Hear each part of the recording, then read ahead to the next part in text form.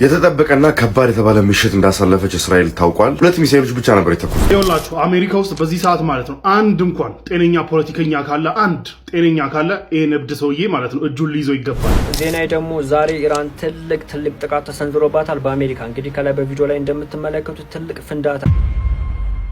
ሰላም አለይኩም ወራህመቱላሂ ተዓላ ወበረካቱ። ድና የተከበራችሁ የኑር ፋሚሊዎች እንዴት አላችሁ? ዛሬም ኢንሻአላህ አዳዲስ መረጃዎችን ይዤላችሁ መጥቻለሁኝ። በመካከለኛው ምስራቅ የተከሰተውን ግጭት እንግዲህ ወደ ሌላ ምዕራፍ ከፍ ወዳለ ምዕራፍ እንግዲህ ያሻግራል ተብሎ እየተጠበቀ ያለው አንድ ጉዳይ አለ። እሱም እንግዲህ ትራምፕ መግለጫ ሰጥቶ ነበር። የኢራንን የኃይል መሰረተ ልማቶች አንድ በአንድ እናወድማለን እያለ እንግዲህ የዛተ ነበር። የኢራኑም የኻቲም አልአንቢያ ዋና መስሪያ ቤት ቃል አቀባይ ኢብራሂም ዙልፊቃር ለዋሽንግተንና ለቴልአቪቭ የማስጠንቀቂያ መልእክታቸውን በድጋሚ አስተላልፈዋል። ዙልፊቃር ባደረጉ ንግግር ኢራን አሁን ካለችበት የመከላከል ምዕራፍ ወጥታ የቀጠናውን አጠቃላይ ጸጥታ መዋቅር ወደ መወሰን መሸጋገሯን አረጋግጠዋል። አክለውም በማንኛውም የኢራን ተቋማት ላይ የሚሰነዘር ጥቃት የሌላኛውን ወገን ወሳኝ መሰረተ ልማቶች በሚያፈራርስ እጅግ ከባድ ምላሽ እንደሚጠብቀውም አስጠንቅቀዋል። በተጨማሪም ኢራን በሀገራቱ የአየር ክልልና በሆርሙዝ ወሽመጥ ላይ ፍጹም የበላይነትና ፍጹም ቁጥጥር እንዳላት ቃል አቀባዩ በጥብቅ ገልጸዋል። የተጠበቀና ከባድ የተባለ ምሽት እንዳሳለፈች እስራኤል ታውቋል። 2 ሚሳኤሎች ብቻ ነበር የተተኮሱት። ሁለቱም ሚሳኤሎች ኢንተርሴፕት ባለመደረጋቸውና አየር ላይ አየር መቃወሚያዎች አክት ባለማድረጋቸውና እነዚህ ሚሳኤሎች አየር ላይ ባለመታታቸው በአሁኑ ሰዓት ላይ ከ150 በላይ የሚሆኑ ሰዎች መጎዳታቸው ተነግሯል። በደቡባዊ እስራኤል ዲሞና በሚባል ቦታ ላይ ነው እንግዲህ እነዚህ 2 ሚሳኤሎች ስትራይክ ያደረጉት። ሁሉም እነዚህ 2 ሚሳኤሎች ምት የፈጸሙት ደግሞ ከአሜሪካ ኮንታክት አድርጉ ተብሏል። እንግዲህ የምትመለከቱ ያህል ዲስትራክሽን እስካሁን ድረስ ፈጥረዋል። እነዚህ 2 ሚሳኤሎች ማለት ነው ከ150 ሰዎች በላይ ሞተዋል ወይ ደግሞ ተጎድተዋል የተባለ የሚገኘው የክላስተር ሚኒሽኑ ምናምን አይደለም። የአየር ላይ የሚበተነው ክላስተር ሚኒሽን ኖርማል ሚሳይሎች ከዚህ በፊት ተኮስ የነበሩት ኖርማል ሚሳይሎች ናቸውና የአየር መቃወሚያዎቹ አክት ባለማድረጋቸው የአየር መቃወሚያዎቹ ዲፌንስለስ በመሆናቸው ምክንያት ነው እንግዲህ የምትመለከቱት ጥቃት የደረሰው። በቦታውም እንግዲህ የእስራኤል ዲፌንስ ሚኒስትር አይ ቲንክ ቤን ጊቪር መሰለኝ የእስራኤል ዲፌንስ ሚኒስትር ቤን ጊቪር ተገኝተው ቦታውን ጎብኝተው ነበረ። እዛ አካባቢ የሚኖሩ ሰዎች ደግሞ አንተ ነህ ጥፋተኛው፣ ሪስፖንሲቢሊቲ ትወስዳለህ፣ ለእነዚህ ሞቶችና ለእነዚህ ጉዳቶች አንተ ሪስፖንሲቢሊቲ ትወስዳለህ በማለት እንግዲህ ፕሬስ እያደረጓቸው እንደነበረ ተነግሯል። ዲቴይል መረጃው ከጣራ በኋላ ምን ያህል ሰዎች በጉዳት ላይ ናቸው፣ ምን ያህል ሰዎች ሞተዋል የሚለው መረጃ ከጣራ በኋላ እናንተ ማሳወቃቸውናል። ፕላስ ምክታው መንካት ነጥሱ ይህን የፈራረጸ ህንጻ ስትመለከቱ ያ ጀማዓት ኑር ከፊሊስጤም እንዳይመስላችሁ ከወራሪዋ እስራኤል ነው እንግዲህ ይህን እየተመለከትን ያለ ነው። ከወራቶች በፊት ፊሊስጤማውያን ላይ የደረሰ የነበረውን እያንዳንዱን ሰቀቀን እያንዳንዱን መከራ እንግዲህ ወራሪዎቹ ይሁዳውያን እየተጋፈጡት ነው የሚገኘው። እያንዳንዱ ሌሊት በኢራን ሚሳኤሎች ሳይረን በመጮሁ ምክንያት ሰላማቸውን እያጡ እየተረበሹ እንዲተኙ ሆነዋል። የኢራን ሚሳኤሎች በሚያርፉበት ጊዜ ደግሞ በርካታ መሰረተ ልማቶቻቸውን እያወደሙ ነው የሚገኙት። ሱብሃንአላህ። ይህም ደግሞ እንግዲህ ሳይውል ሳያድር የእጃቸውን እያገኙ እንደሆነ በዱንያ ላይ ያኺራው እንዳለ ሆኖ በዱንያ ላይ የእጃቸውን እያገኙ እንደሆነ ትልቅ ምስክር ነው። ኢንሻአላህ ፍልስጤማውያን ነፃ ይሆናሉ፣ ኢራንም ድል ታደርጋለች ኢንሻአላህ። ሰበር የተባሉ በርካታ ዜናዎችን ይዤላችሁ መጥቻለሁ። እስከ መጨረሻው አብራችሁን ቆዩ። ለአጫጭር መረጃዎች ደግሞ ከታች ታግባረኩላችሁ አካውንት ፎሎ አድርጉት። ትራምፕ በከፍተኛ ሁኔታ ኢራንን ማስጠንቀቁን ተከትሎ ኢራኖች አሁን ምላሽ እየሰጡ ይገኛሉ። የእነሱ ምላሽ ከመናገሪ በፊት የትራምፕ ማስጠንቀቂያ ልንገራችሁ። ኢራን ከዚህ ሰዓት ጀምሮ ለ48 ሰዓታት የሆርሙዝ ሰርጥን ሙሉ ለሙሉ ክፍት ካላረገች አሜሪካ በኢራን ውስጥ የሚገኙ በርካታ የኤሌክትሪክ ማመንጫ ኃይሎችን ድምጥማጧን ታጠፋቸዋለች ብላ አስጠንቅቃለች አሜሪካ። ታዲያ ለትራምፕ ማስጠንቀቂያ የኢራኑ የፓርላማ አባል አሁን ምላሽ ሰጥቷል። በእኛ የኤሌክትሪክ ጣቢያዎች ላይ ጥቃት የሚሰነዘር ከሆነ ወዲያውኑ በመላው ቀጠና ላይ የሚገኙ የኢነርጂና የነዳጅ ጣቢያዎች ማጣሪያዎች ላይ ወዲያውኑ አፋጣኝ እርምጃ እንወስዳለን፣ ድጋሚ እንዳይቋቋሙ አድርገን ሲሉ ለማስጠንቀቂያው ምላሽ ሰጥተዋል። እንግዲህ ኢራን እስካሁን ድረስ የዛቱትን እያደረጉ ይገኛሉ። እንዲህ ከተደረገብን እንዲናረጋለን ለሚሉ ለእያንዳንዱ ዛቻዎች ምላሽ እየሰጡ ይገኛሉ በተግባር።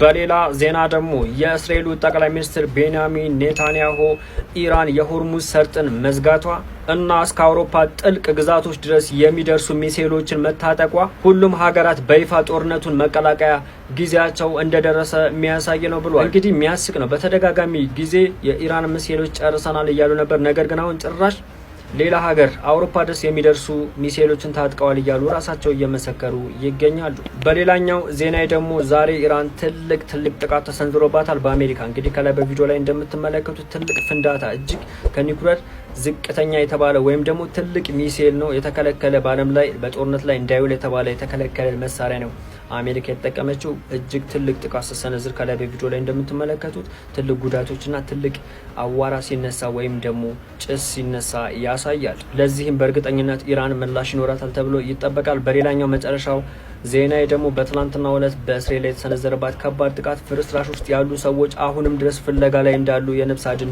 ሰራተኞች እየተነገረ ይገኛል። አሁንም ቢሆን የቆሰሉና ትልቅ ጉዳት የደረሰባቸው ሰዎችን እያወጡ እንደሆነ እየተነገረ ይገኛል። የደረሰው ጉዳት በይፋ አልተነገረም፣ ተዋሽቷል እየተባለ ይገኛል። ከተነገረው በላይ ግን ትልቅ ጉዳት እንደደረሰባት እስራኤል እየተነገረ ይገኛል። በሌላ በርካታ ዜናዎች እመጣላችኋለሁ። ይህ አካውንት ቪዲዮ እያጠፋብኝ ስለሆነ ፈጣን መረጃ በሌላ አካውንት እየለቀኩላችሁ ነው። እሱን ፎሎ አድርጉ። በቴል አቪቭ የሚገኘው ኔታንያሁ መንግስት እንግዲህ ከውስጥም ከውጭም ብርቱ ጫና ውስጥ ገብቷል። በኢራን ላይ አመፅን ለመቀስቀስ ሲያልሙ የነበሩት የእስራኤል ባለስልጣናት ዛሬ በገዛ መዲናቸው በቴል አቪቭ ሰፋሪዎች ቁጣና አመፅ እንግዲህ እየተናወጡ ነው የሚገኙት። ትላንት ከደረሰባቸው ከፍተኛ ወታደራዊ ሽንፈት በኋላ በኔታንያሁ መንግስት ላይ እጅግ አስከፊ ተቃውሞ ተቀስቅሰዋል። ቁጣው የበረታ ከመሆኑ ተነሳ ደግሞ እንግዲህ ጠቅላይ ሚኒስትሩ የቆሰሉትን የሟች ቤተሰቦች ለመጠየቅ የነበራቸውን መርሃ ግብር ለመሰረዝ አስገድዷቸዋል። ኢራኖች እንግዲህ ሚሳኤሎቻቸው ላይ ጽሁፎችን መጻፍ ጀምረዋል። እንደምትመለከቱት የስፔኑ ጠቅላይ ሚኒስትር በማመስገን ነው እንግዲህ ይህን እዚህ ጽሁፍ ሚሳኤሎቻቸው ላይ ለጥፈው ትናንትና ምሽቱን ወደ እስራኤል አቅጣጫ ሲተኩሱት የነበረው። ኦርስ ዲስ ዋር ኢዝ ኖት ኦንሊ ሊጋል በት ኦልሶ ኢንሂውመን ቴንክ ዩ ፕራይም ሚኒስተር በማለት ነው እንግዲህ ፕራይም ሚኒስትሩ የተናገሩት ንግግር ዲስ ዋር ወይም ደግሞ ይሄ ጦርነት ኢሊጋል ነው፣ ህገ ወጥ ነው። ከዛም በተጨማሪ ደግሞ እንትን ነው የሚል ነገር የተናገሩት ኢንሂውመን ነው ደግሞ ከሰውነት እንትን ይወጣ ከሰውነት አሳሰብ ይወጣ ነው ማለት ነበር የተናገሩት። ክሪቲሳይዝ ያደረጉት ጦርነቱን እንደማይደግፉና ያው ከአሜሪካ ጋር ራሱ ትልቅ እንትን ውስጥ ገብተው ነበረ እሰጥ አገባ ውስጥ ገብተው ነበር እናስታውሳለን። ስፔንና አሜሪካ ማለት ነው እንግዲህ ስፔንን በመደገፍ ስፔንን ቴንኪዩ በማለት እንግዲህ ይህንን መልእክት ሚሳኤሎች ላይ ለጥፎ ትናንትና ወደ እስራኤል ሚሳኤሎች ተኮሱ ነበር። እነዚህ ሚሳኤሎች ደግሞ የት እንዳረፉ ልንገራችሁ። ማዕከላዊ እስራኤል ላይ ያረፉ ነበር። እነዚህ ሚሳኤሎች የምትመለከቱት እዚህ ጋር አንድ ዶት ያለው ኮከብ አይደለም የተሰማ ሚሳኤል እና ይሄ ቪዲዮ ብትመለከቱት ሙሉ ሲያርፍ የሚያሳይ ቪዲዮ ነው። ቀጥታ ይሄም እንደዚሁ ከመንገድ መብራቱ ከፍታ ያለው ይሄኛው ራሱ ሌላ ሚሳኤል ነው። ይሄም እንደዚሁ ቀጥታ ከመሬት ጋር ኮንታክት የሚፈጠር ነው። የአየር ላይ በተነው ክላስተር ሚኒሽኑ ኮራም ሻሩ አይደለም። ይሄ ጀስት ኖርማል ሚሳኤል ነው። ዝም ብሎ አንድ ዋር ሄድ ብቻ ያለው ማለት ነው። እዚህም በተጨማሪ የአየር መቃወሚያቸው ደግሞ ኤር ዲፌንሳቸው ላይ ይሄ የምትመለከቱት ጽሁፍ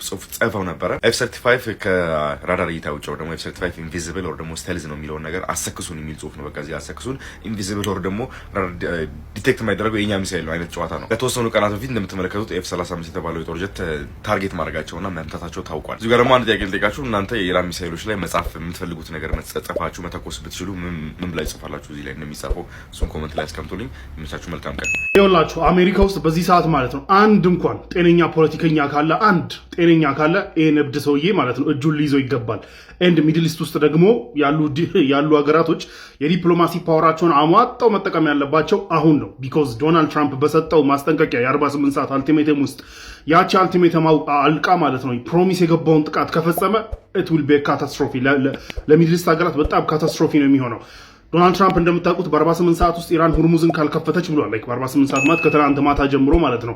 በ48 ሰዓት ውስጥ ሁርሙዝ ሰርጠን ሙሉ ለሙሉ ካልከፈተች የኢራንን ፓወር ጀነሬሽን ፋሲሊቲዎች የመብራት ፋሲሊቲዎች እመታለሁ ብሏል። ሶ ኢራንን ጨለሞ ውስጥ ሊያደርጋት ነው። አሁን አስቡት 90 ሚሊዮን ህዝብ ያለ ኤሌክትሪክ ፓወር እንዴት እንደሚኖር እንግዲህ አስቡት። እኛን አስቡ ነው። አንድ ቀን መብራት ሲጠፋ ድብድብ ምንጫወት ጀለሶች ሙሉ ለሙሉ ኢንፍራስትራክቸሮች ቢወድሙ እንግዲህ አስቡት ሰው እንዴት ሊሆን እንደሚችል እና ኢራን ደግሞ ይሄ ከተነካ ሚድል ኢስት ላይ ያሉትን የፓወር ጀነሬሽን ፋሲሊቲዎች እና የውሃ ማጣሪያ ፋሲሊቲዎች እመታለሁ ብላ ዝታለች። ናው ዘ ፕሮብለም ምን መሰላችሁ? ኢራን እንደዛተችው ከዚህ በፊት ወዲያው ኢሚዲየት ሊያጸፋ እንደምትመልስ ማሳየቷ ነው። ሶ ብለፍ አይደለም፣ የኢራን ብለፍ አይደለም። በትራምፕ በኩል ሊሆንም ይችላል ላይሆንም ይችላል። ትራምፕ ብዙ ጊዜ እንዲህ አይነት ነገር ይናገሩና ያው ሳይፈጽሙ ይገኛሉ፣ ወይም ደግሞ ፈጽመውትም ሊገኙ ይችላሉ። ግን ትራምፕ አሁን በጣም ዴስፐሬት ሲቹዌሽን ውስጥ ነው ያለው። የማይችለው ጦርነት ውስጥ ገብቶ ሁርሙዝን ማስከፈት አልቻለም። የኢራንን መንግስት መገልበጥ አልቻለም። ያለው ቀንም እያለቀበት ነው። ስለዚህ ዴስፐሬት ነው። በዚህ ዴስፐሬት ስራ ይህንን እርምጃ ከወሰደ ኢት ዊል ቢ ካታስትሮፊክ። ኢራን ተመታ ልትጨልም ትችላለች። ነገር ግን ኢራን በአጸፋው በምትመልሰው እንትን የሚድል ኢስት ሀገራቶቹን በሙሉ አውት ኦፍ ፓወር ካደረገች ላይፍ ዊል ቢ አንቤረብል። ሲጀመር የሚድል ኢስት ሀገራት ያለ ኤሲ አይኖሩም። ሲጀመር ሌላውን ኢሴንሻል ነገሩን ትታችሁት ማለት ነው። እና ላይፍ ዊል ቢ አንቤረብል። ከዛ ኦን ቶፕ ኦፍ ዳት ደግሞ የውሃ ማጣሪያዎችን ከመቱ አረቦች እንደምታውቁት ወንዝ የላቸውም። እንደኛ ወንዝ ምንጭ ምናምን የላቸውም። ውሃ እያጣሩ ነው የሚጠጡት። እነዛን ፋሲሊቲዎች ተመቱ ማለት ውሃ የለም። ያለ መብራት እሺ ልኖር ትችላለህ። ያለ ውሃ ግን ከ3 ቀን በላይ ሰርቫይቭ አታደርግም። ሟች ነህ። ሊያውም በረሃ ላይ ሲሆን ደግሞ ይቀንሳል 3 ቀን በግማሽ ቀን ምናምን እብድብድ መጫወት ትጀምራለህ። ስለዚህ እንደዚህ አይነት ካታስትሮፊ ሲመጣ ደግሞ ያው ህዝብ እንግዲህ ያለ ውሃ አይኖርምና ሊሰደድ ነው። እኛ ራሱ የ3 ሂጅራዎች ባለቤት ልንሆን የምንችልበት እድል አለ።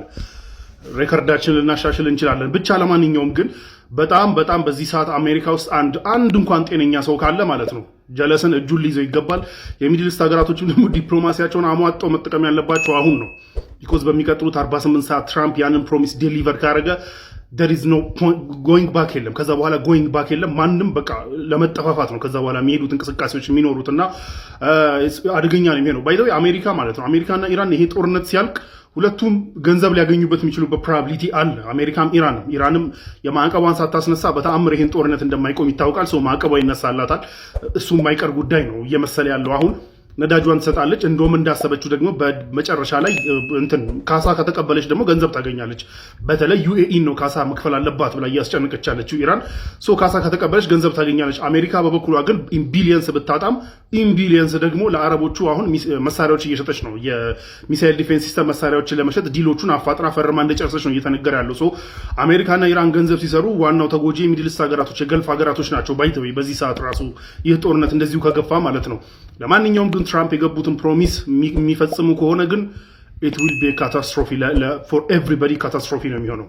እሺ ጋይስ ሜጀር አፕዴቶች እንደምታውቁት ትናንትናና ዛሬ ማለት ነው ሚድል ኢስት በቃ የተቃጠለች ነው። ይሄን ደግሞ ማን የጀመረው? እስራኤል ማለት ነው። ኢራንን ላርጀስት ጋስ ፊልድ ትመታለች ማለት ነው። እና ከዛ እንደ ሪታሊዬሽን ደግሞ ኢራን የቃታርን የዓለማችን ነው አክቹዋሊ የዓለማችንን ትልቁን ናቹራል ጋዝ የሚያመርተውን ፊልድ ትመታለች ማለት ነው። እና ኢሚዲየትሊ ማለት ነው ትራምፕ ደንግጦ ወጥቶ እስራኤል ላይክ አውት ኦፍ አንገር ነው ይሄ ነገር ያደረገችው። ተናዳ ነው ይሄ ነገር እያደረገች ያለችው። እና ዩናይትድ ስቴትስ ምንም ነገር ስለዚህ ነገር አያውቅም። እኛ ኢንቮልቭድ አይደለንም። ኦልዞ ያውቅ ነበር ላይክ ኢን አድቫንስ ተነግሮት ነበር እንደሚፈጠር ማለት ነው። ግን እሱ ፓርቲሲፔት አላደረግም። ያው እስራኤል ብቻ ያደረገችው። እና ከዛ ወጣና ኢራን ከዚህ በኋላ ግን ቃታርን ከመታሽ አሁንም የባሰ መታሽ አለው። ያው ከመምታት ውጭ ምንም አያመጣምና መታሽ አለው ነው እያላት ነበርና ኦቨርዌልምድ ነው በቃ ላይክ የጋዝ ፕራይስ $112 ገብቷል። ኢራን እስካሁን ድረስ ማለት ነው ላይክ የሆነ ነገር ሲመታባት ማለት ነው እንደ ሪታሊዬሽን ማንን ነው የምትመታው? የዩኤስ ቤዞችን ወይም ደግሞ ገልፍ ስቴቶችን ነበር የምትመታው። ምክንያቱም ብቻዬን አልወድቅም አብራችሁኝ ነው የምትወድቁት ነገር ነው። እና ፕላስ ማለት ነው ዩኤስን ፕሬሸር ለማድረግ ይመቻል። ላይክ ገልፍ ሞናርኪዎቹ ሲመቱ ማለት ነው ዩኤስ እኛ እኮ እናንተን ላይክ ቤዛችሁን እኛ ጋር ያስቀምጥ ነው እኮ ፕሮቴክት አደረጉናላችሁ ብለን ነው ምናምን ብለው ፍረስትሬሽን እንዲፈጥር ነው እንደዛ የሚያደርጉት ማለት ነው። ቀጥታ እስራኤልን አታክ ያደርጓችሁ ነበር እስከዛሬ ድረስ ማለት ነው። እና ምክንያቱም ላይክ አታክ ሲያደርጉ ኦይል ሪፋይነሪ ነው አታክ የሚያደርጉት። እስራኤል ደግሞ አንድ ምናምን ያላት እስከዛሬ ድረስ ማለት ነው። እና ዛሬ ማለት ነው እስራኤል ውስጥ ያለውን በዋኔን ኦንሊ የሃይፋ ውስጥ ያለ ኦይል ሪፋይነሪ ያለና እሱን መተውታል ማለት ነው። አሁን የተፈጠረ ያለው ማለት ነው ሪጂናል ዋር እየሆነ ነው። በቃ በአጠቃላይ ሁሉም ኢንቮልቭድ እንዲሆኑ እያደረገች ነው። ላይክ ገልፍ ሞናርኪዎችን በመምታት ምናምን ነገር ላይክ እኔ አም ጎይንግ ዳውን ዩር ጎይንግ ዳውን አብራችሁኝ ነው ምን ሰምጠው ቃተር ራሱ ማለት ነው በኢራን ስራ ተናዳ ላይክ ውጡልኝ ላይክ ኤምባሲ ውስጥ ያሉት ሰዎች እንዳለ በ24 ሰዓት ውስጥ ውጡልኝ ሁላ እያለች ነው። እና በቃ ሪጂናል ዋር መሆን ጀምሯል። እነዚህ ላይ ያሉት ዛሬ ሰባቸው ኮምፒቴክስ አስቀምጡልኝ።